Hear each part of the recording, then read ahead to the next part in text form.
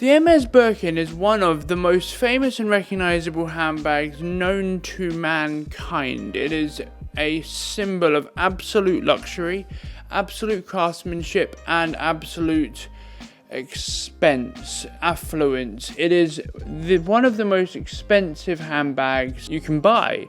A Himalayan Hermes Birkin is hundreds of thousands of dollars, and you won't get unless you're a Kim Kardashian. That is the Hermes Birkin.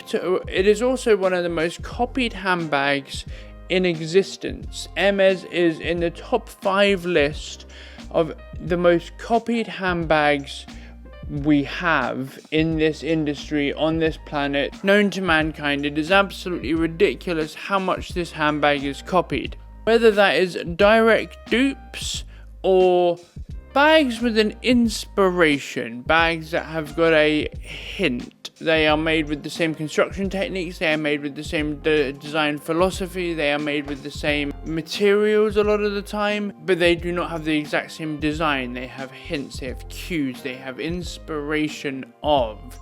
They are paying homage to the design. And then there are those bags made in China.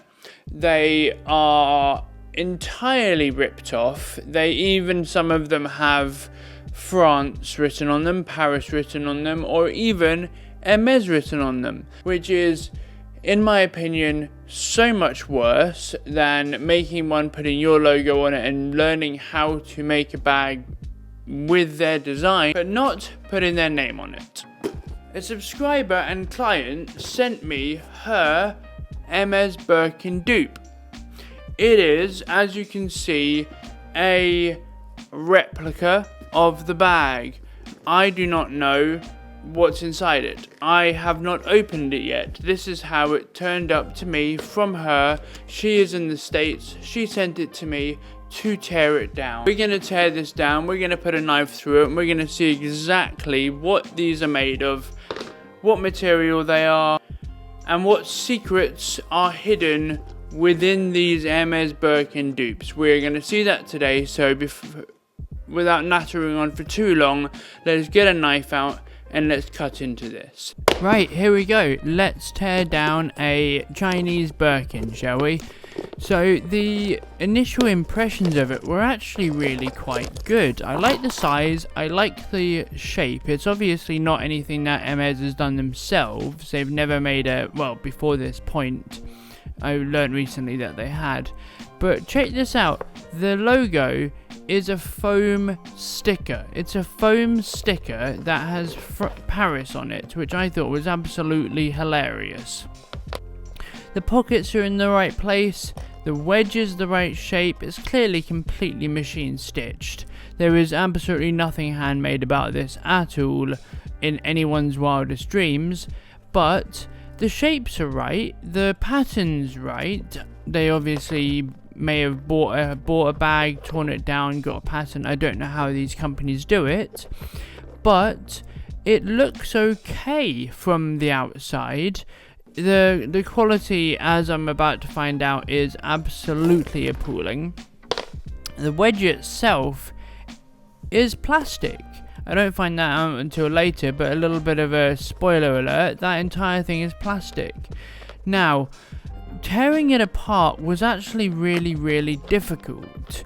And not because it's good quality, it's as far from good quality as you can get for $400, which is what my client paid for it. This is a $400 Birkin. Words I didn't think were even possible to say. So I took the back straps off, and at this point I still thought, okay, this might just about be leather. Possibly-ish, maybe, well, some of it anyway. Obviously the wedge isn't leather, but this might be leather. I don't know. That's not screwed in. They are little, I don't know what you'd call them, nipples poking through the back. But that was metal. They are metal. They're not plastic. And then I'm taking the piping off and thinking, okay, something feels a little bit funky about this. It's not quite making the right sound. And we'll find out in a moment exactly why that is. So taking this apart was as easy as taking apart anything machine stitched, because machine stitches don't lock stitch, so you can literally pull it apart from the top, which I actually had an enormous amount of fun doing.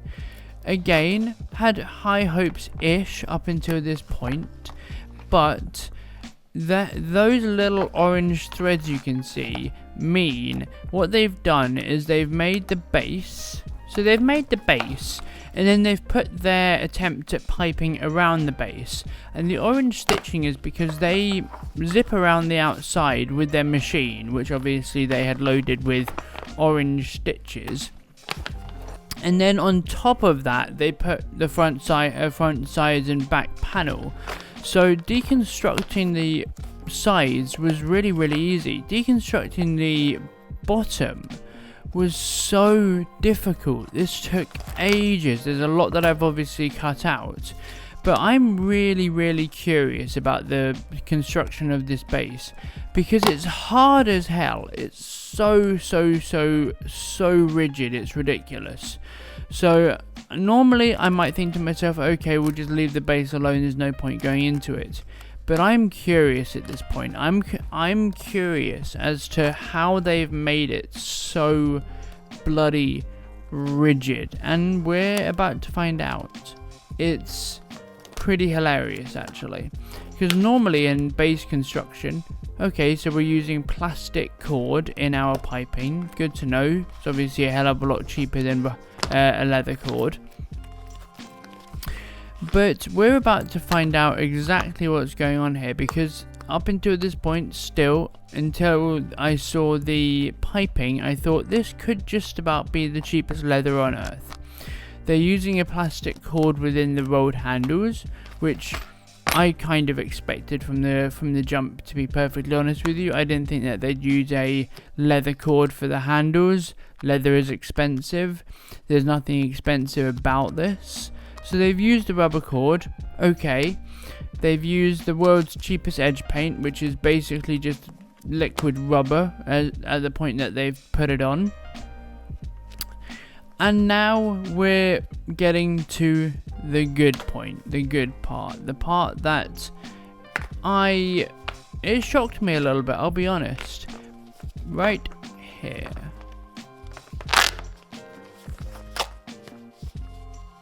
Huh.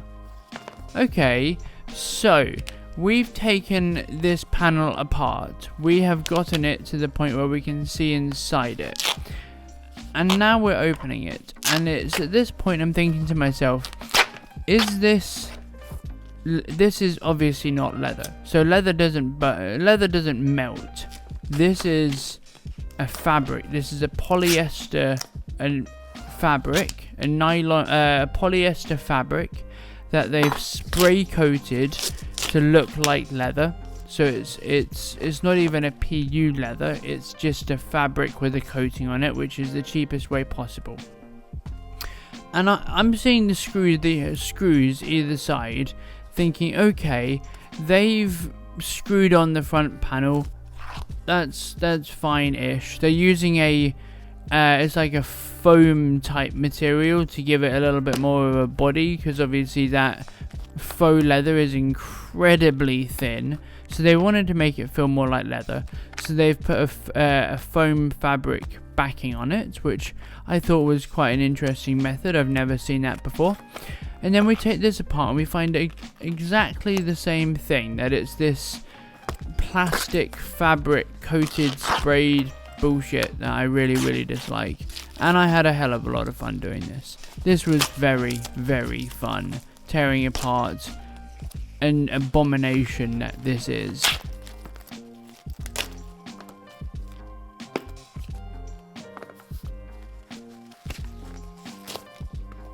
I really enjoyed that. That's why I shut up, because I really enjoyed that.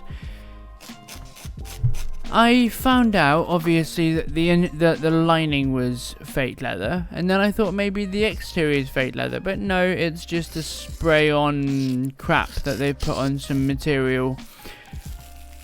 The base. This is how it's so bloody hard. They've put their fake leather on top of it. It's a piece of plastic. Normally, when you construct these bases, you use a it's like it's called bonded leather. It's compressed leather fiber, so it is technically still leather, compressed with a latex substance to make it hard, and that's what you'd use as the base. They've just plonked a piece of plastic in the bottom. That's all they've done. They've, like, I can't even, words can't explain the horrendousness that is this bag. It's disgusting.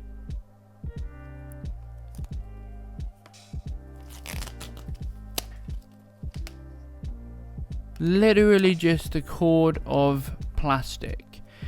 I think what they've done is that they've actually made the handle and then they've pulled the cord through the middle of it.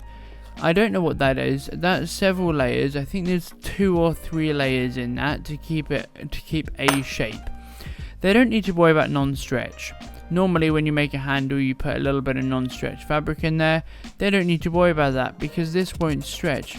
You could hang a baby elephant of this and it would not stretch ever. It's plastic, that's all that is. And that wedge is as hard as can physically be. It is literally a piece of plastic that they've coated in black paint. That is what that is, and it's disgusting. Well, thank you guys so much for watching. I enjoyed doing this, so don't forget to subscribe if you want to see more fake video teardowns, and I will see you next time. Have a phenomenal weekend. I'll see you later.